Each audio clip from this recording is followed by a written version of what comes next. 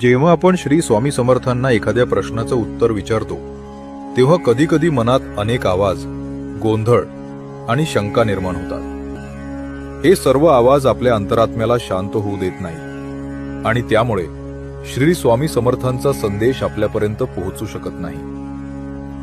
अशा वेळी ही प्रार्थना मन, विचार आणि भावना शांत करून केवळ स्वामींचा दिव्य संदेश ऐकण्यासाठी उपयोगी ठरते। प्रार्थना। श्री स्वामी समर्थ यांच्या दिव्य नावाने मी सर्व दुष्ट शक्तींना आणि नकारात्मक ऊर्जांना बांधून ठेवतो। मी प्रत्येक दुष्ट आत्म्याला आणि गोंधळ निर्माण करणाऱ्या शक्तीला आत्ता आणि इथेच शांत राहण्याची आज्ञा देतो। माझे विचार, माझी इच्छा आणि माझ्या भावना या सर्वांना मी श्री स्वामी समर्थांच्या कृपेने पूर्ण शांततेत स्थिर होण्याची आज्ञा देतो।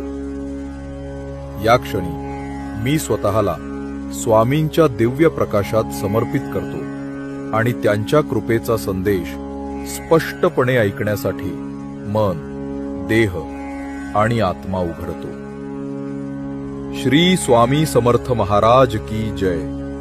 जय जय रघुवीर समर्थ।